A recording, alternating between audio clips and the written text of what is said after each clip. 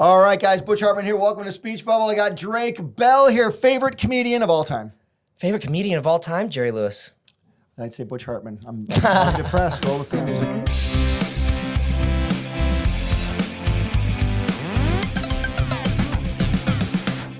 Wait, so you do Jerry Maguire, then Nickelodeon was right after that. Was that like late 90s, early 2000s? This is the Amanda Show, right? Is that where you started? Amanda Show started in 1999. Okay. So I was about 13. Amanda Bynes, the great Amanda Bynes. Yeah, from all that, which was awesome for me because I grew up on all of Dan's shows. So I grew up on all that, and Amanda to me was like Carol Burnett. She was Lucille Ball. She was this big star that was just hysterically funny, unbelievably talented, yeah, super funny, and like age like 13 or something. Yeah, and seriously, that's another person I would say like because I mean, even though we were the same age. I just looked up to her because I had watched her growing up, you know?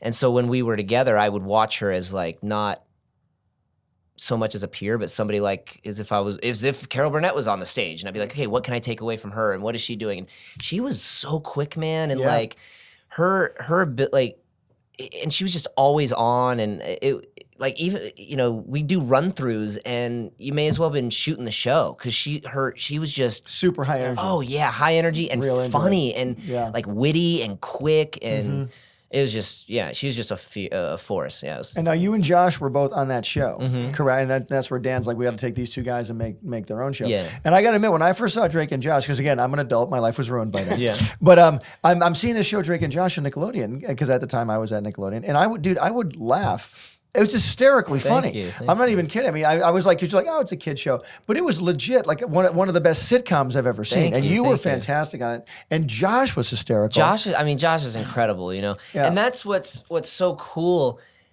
is the first time we met, we did not click at all. I mean, Jason and I didn't either. I don't know what it was, but we just I don't know. There was something that we didn't click. And so when I saw that he was coming onto the Amanda Show, because I had already done a season of the Amanda Show. Oh, right. So he came on second season. You're big time. Yeah, I'm like, whoa, I'm the only guy in the cast. That's my chair. You know, so when I see Josh Peck on the call sheet, I'm like, Josh Peck.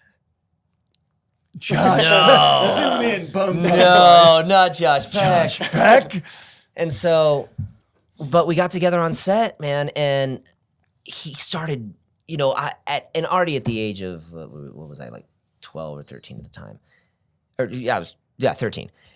I was already into like, you know, Jackie Gleason and Buddy Hackett and George Burns and Jerry Lewis and all this, you know, the Marx Brothers and all that stuff. Yep. These are all actors. Yeah. So when I see this kid come on who I really just kind of judged the book by its cover kind of thing, he started coming on and he was just vamping with everybody, and the stuff that was coming out of his mouth, I'm like, whoa, this is like a young Buddy Hackett, young Jackie Gleason.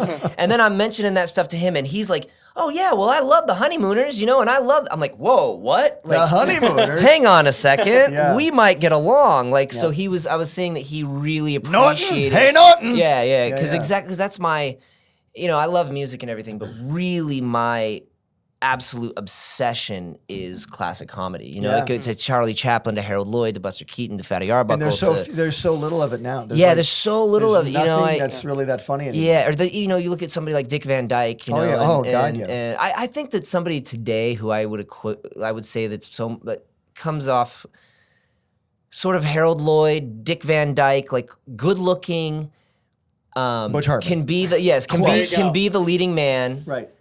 Which I don't think we've had for a while, but is still unbelievably hysterical, is Ryan Reynolds.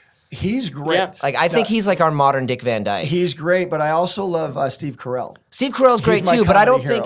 See, like where I think Dick Van Dyke and Harold Lloyd.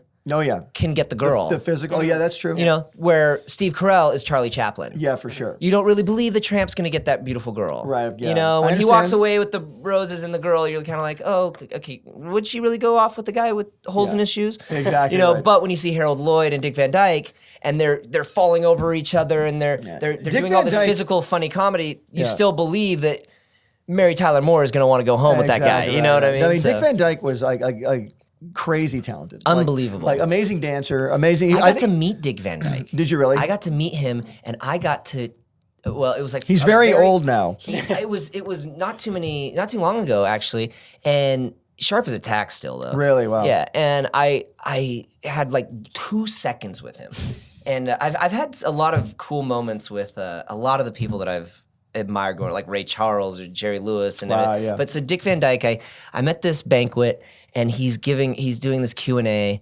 and it's at the very end, and his security's like whisking him away, like, and I literally have to break through people, climb under, and get in front of him and get in his way to greet him, right? So I snake my way in. And I go, Mr. Van Dyke, would you mind if I just get a picture with you real quick? And as I get the picture, I lean in. I'm like, Dick Van Dyke Show is one of my all-time favorite shows. I think it's one of the greatest comedies of all time. It's some of the best writing. And he goes, and he literally, like, he could have been like, oh yeah, thanks, kid, and turn around, because I'm sure everybody every day tells him that Dick Van Dyke Show is his favorite show of all time, But he turns to me, puts his hand on my shoulder, and he's like, well, man, Carl was just on his game at that time. Carl Reiner. He goes, it was all Carl, really. Carl Reiner's writing, and it was just, and we had a great cast. We had a great cast. So he stops and has a conversation with you. He has a conversation with you. He's talking about. He's like, yeah, he literally he answers my question. I go. It wasn't even a question. I go, Dick Van Dyke Show is my favorite show of all time. I think, and I'm literally talking this fast. I'm like, some of the greatest writing of all time, and it shaped me. It shaped me as an artist. Yeah. And it's one of the things that shaped me as an artist. And he turns around, and he's like, it's because of Carl's writing. Because Carl was just so brilliant, Wow. Carl Reiner. True. And he goes, and we had such a great cast. Maury Amsterdam was just so funny, Maury Amsterdam. Yeah, he's like, we had a great cast. That was a great, great show. I really missed that show. It was a great time.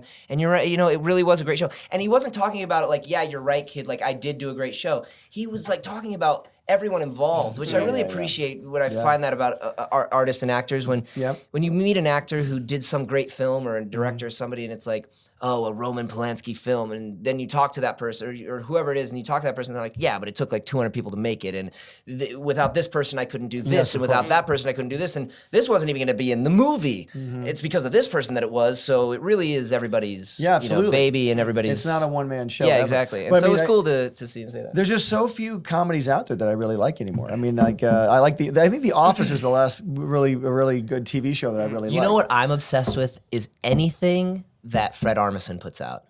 Anything. I haven't watched a lot. I got to admit, he's pretty. You're gonna love him.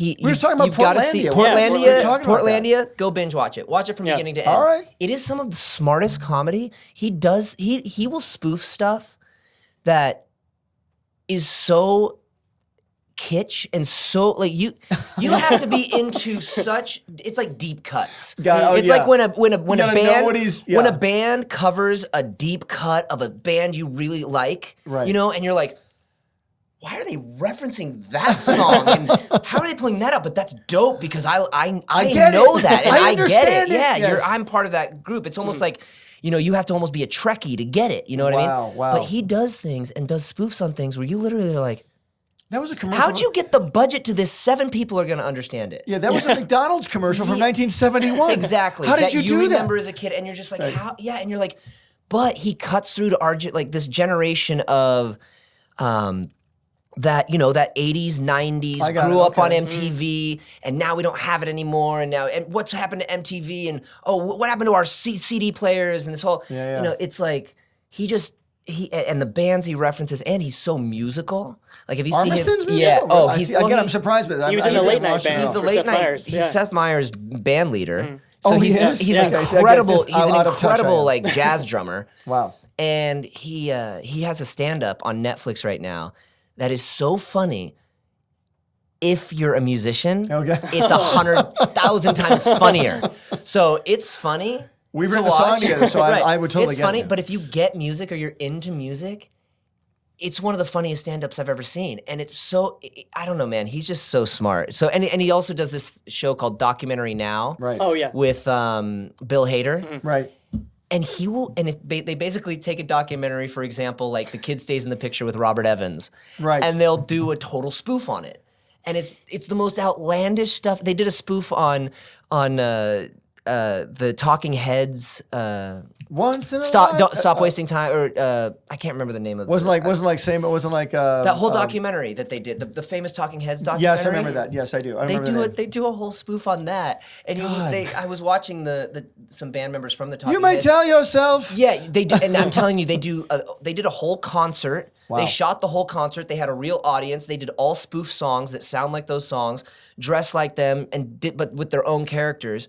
And I was actually watching the band watch the episode, and they're like, why would somebody spend so much time on doing this? Like, I get it. It's funny. Well, it's like Jimmy Fallon doing the videos. Like, he spoofed a Go West video. Yeah. From like 1991. Exactly. It's like, and did it exactly. Too much time on my hands. Yeah, oh, That's God. the best The one. Styx video? It's those really, and he just, I don't know, everything he does is just Okay, like, all right. beyond. I've been educated. Yeah. I'm You gotta too watch busy doing Fred speech Armisen bubble. I've been doing speech bubble. Yeah, all you day. should I know. definitely check He has out. a movie coming out with A24. It's him and John C. Reilly and they're astronauts. Oh Have you seen my that? gosh, no, I haven't. It's only, But there's I'm only already, a it's picture. already gonna be brilliant. It's gonna be great.